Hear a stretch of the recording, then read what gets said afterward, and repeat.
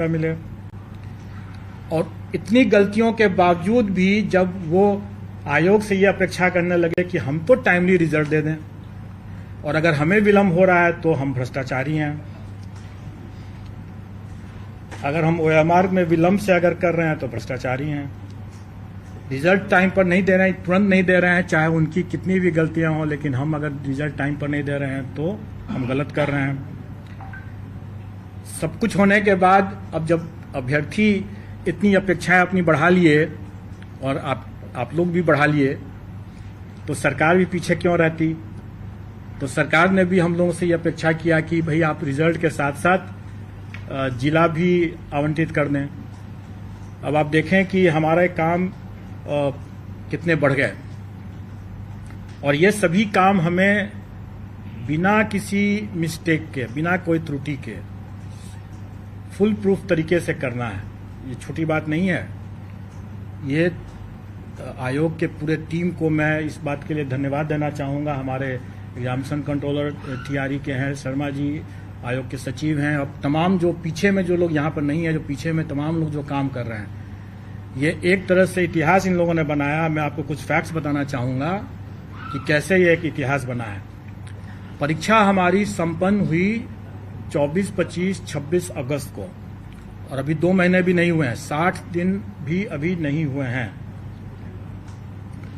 और हम लोगों ने 43 पेपर विषय उसका परीक्षा फल बना लिया है और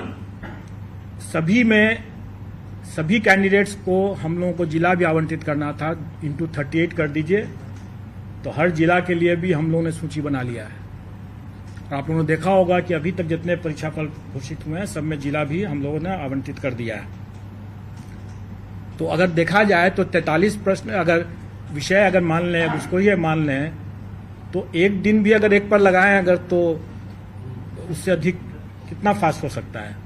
दूसरा यह भी कि आज तक बीपीएससी के इतिहास में इतनी जल्दी इतने ढेर सारे रिजल्ट्स नहीं दिए गए हैं, यह प्रथम हुआ है।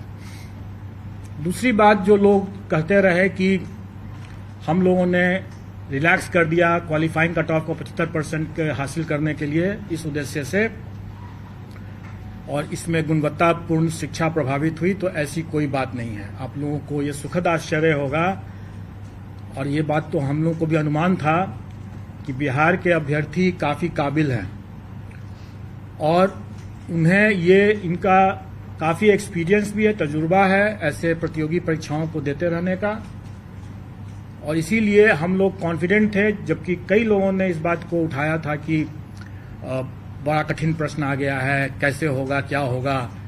लेकिन मैं आप लोगों को बता दूं कि कुछ ही 2-3 ही विषय छोड़ करके, और उसमें निश्चित तौर पर वो प्राथमिक का जो मामला था जिसमें कि सबसे ज़्यादा लोग विवाद कर रहे थे कि बड़ा टफ क्वेश्चन आ गया है, उसमें तो बिल्कुल ही नहीं। किसी भी विषय में 1-2 विषय को छोड़ करके, 1-2 मामले को छोड़ करके, किसी भी मामले में हमें अपने क्वालिफाइंग कट ऑफ को रिलैक्स करने की जरूरत नहीं पड़ी। सभी अभ्यर्थी अच्छी गुणवत्ता के हैं और जो सफल हुए हैं वो निश्चित तौर पर अच्छे लोग हैं। इस परीक्षा में हम लोगों ने बड़े पैमाने पर टेक्नोलॉजी का उपयोग किया। कुछ की बानगी तो आप लोगों ने यहाँ के आयोग के हमारे कमांड कंट्रोल रूम को भी देख करके आप लोगों ने समझ लिया होगा। कुछ की बानगी जो मुन्ना भाई पकड़े गए उन्हें भी अब समझ में आ गया होगा। और इसके अलावा जो मैं बार बार ये कहता रहा हूँ कि जो कार्य हम पर्दे के समक्ष करते हैं वो सब लोग देखते हैं, सब लोग की नज़र में रहता है, लेकिन उससे कहीं ज़्यादा कार्य जो होता है वो पर्दे के पीछे भी होता है और पर्दे के पीछे का कार्य महत्वपूर्ण होता है, लोगों की नज़र में नहीं रहता है, इसलिए ज़्यादा उसमें हम लोगों को एहतियात बरतने की ज़रूरत पड़ती है। आज जो हम इतने परीक्षा फल को बनाए हैं और आज जो हम जिला आवंटन कर पाए हैं इतने कम समय में, इसका श्रेय जाता है हम लोगों के टेक्नोलॉजी का यूज़ करने का। हम लोगों ने सारा चीज़ सॉफ्टवेयर से किया, रिजल्ट भी बनाया सॉफ्टवेयर से और डिस्ट्रिक्ट एलोकेशन भी सॉफ्टवेयर से हम लोगों ने किया है। और इसको हम लोगों ने आगे बढ़ाते हुए, चूंकि हम लोगों ने देखा कि डॉक्यूमेंट वेरिफिकेशन के समय जो हम लोगों ने 11th, 12th and 9th, 10th का जो डॉक्यूमेंट वेरिफिकेशन का काम कराए, उसमें हम लोगों ने पाया कि अभ्यर्थी आवेदन देते समय 1000 तरह की गलतियां कर बैठे थे। उसके बाद जब वो वहां पर डॉक्यूमेंट वेरिफिकेशन के लिए आए तो उसमें भी कई गलतियां हुई, क्योंकि कई लोगों का तो पूर्ण वेरिफिकेशन हो गया, लेकिन कुछ लोगों का पार्शियल हुआ।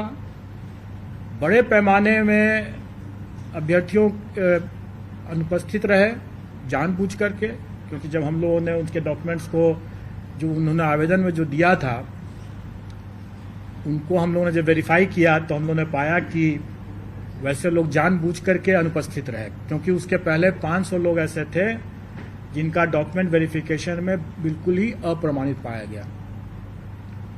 और जिनका अप्रमाणित पाया गया उसके डॉक्यूमेंट्स की जब हम लोगों ने यहाँ से भी हम लोगों ने जब जांच किया तो हम लोगों ने पाया कि वाकई में वो सही तरीके से ही बाहर किए गए हैं। और शायद उन लोगों को ये भनक थी कि हम लोग उस पर कड़ी कार्रवाई करेंगे, और इसीलिए बड़े पैमाने पर कई अभ्यर्थी डॉक्यूमेंट वेरिफिकेशन के लिए नहीं आए। लेकिन कई ऐसे जेन्युइन अभ्यर्थी भी हो सकते हैं जो डॉक्यूमेंट वेरिफिकेशन में नहीं आए, क्योंकि हम लोगों ने उनका भी डॉक्यूमेंट अपने स्तर से चेक करने की कोशिश की। कुछ लोगों का पार्शियल वेरिफिकेशन हुआ था, उन लोगों का भी हम लोगों ने डॉक्यूमेंट देखा। इन सब कठिनाइयों को देखते हुए हम लोगों ने यह निर्णय लिया कि हम लोग को इसमें भी टेक्नोलॉजी का उपयोग करना पड़ेगा, क्योंकि हम लोग ये सारा कार्य खुद नहीं कर सकते हैं। इतने बड़ी संख्या में जब ये हो रहा है तो हमें विकेंद्रीकृत दस्तावेज सत्यापन प्रक्रिया स्थापित करनी होगी, और वो हम लोगों ने किया। डिसेंट्रलाइज्ड डॉक्यूमेंट वेरिफिकेशन की व्यवस्था हम लोगों ने किया, जिसमें हम लोगों ने टेक्नोलॉजी एक लगाया है कि जो भी डॉक्यूमेंट अभ्यर्थी हमारे यहाँ देंगे वो हमारे ही पोर्टल से डाउनलोड करके जाएंगे, क्योंकि हमारे पोर्टल के बिना उससे डाउनलोड अगर नहीं किया हुआ होगा तो उसमें वाटर मार्किंग नहीं रहेगा। इसका मतलब ये होगा कि वो डॉक्यूमेंट हमारे पोर्टल पर नहीं है। तो जो चीज़ हमारे पोर्टल पर नहीं है उसका हम कोई संज्ञान नहीं ले सकते हैं, और इसीलिए हम लोगों ने जो डिसेंट्रलाइज्ड डॉक्यूमेंट वेरिफिकेशन की बात किया उसमें भी हम लोगों ने हिदायत दे दी है कि जो डॉक्यूमेंट आयोग के पोर्टल पर है ही नहीं उसका कोई संज्ञान नहीं लिया जा सकता है। इसलिए जब भी कोई अभ्यर्थी वहां जाते हैं, जो सफल अभ्यर्थी जाते हैं डिसेंट्रलाइज्ड डॉक्यूमेंट वेरिफिकेशन के समय अपने योगदान करने के समय, अगर उनको लगता है कि कोई डॉक्यूमेंट जरूरी है और वो हमारे पोर्टल पर नहीं उन्होंने अपलोड किया है तो वो बेशक अपलोड कर दें, अपलोड करें और फिर डाउनलोड करें और फिर उसको लेकर जाएं, क्योंकि उसमें वाटर मार्क हो जाएगा, वो प्रूफ होगा कि हमारे यहाँ वो आयोग के पोर्टल पर उन्होंने डाल दिया है। क्योंकि यही बाद में 10 साल 20 साल जब भी खोजा जाएगा तो यही डॉक्यूमेंट रहेगा, और ये बहुत आवश्यक है। और इसीलिए इसमें भी हम लोगों ने टेक्नोलॉजी यूज किया कि वाटर मार्किंग और उसका रजिस्ट्रेशन नंबर दोनों को हम लोगों ने अंकित कर दिया। इन सब के बाद अब हम लोग कुछ आपको आंकड़े बता देना चाहेंगे जो आपके समझने के लिए होगा।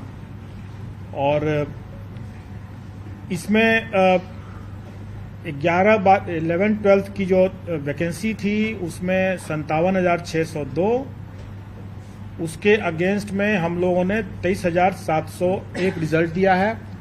यह रिजल्ट कम नहीं है, क्योंकि टोटल अभ्यर्थियों की संख्या मुश्किल से 30,000 से भी अधिक नहीं थी। इसमें 23,000 अभ्यर्थियों की संख्या जो थी इसमें 37,000 थी, जबकि रिजल्ट हम लोगों ने 23,701 दिया है। मैं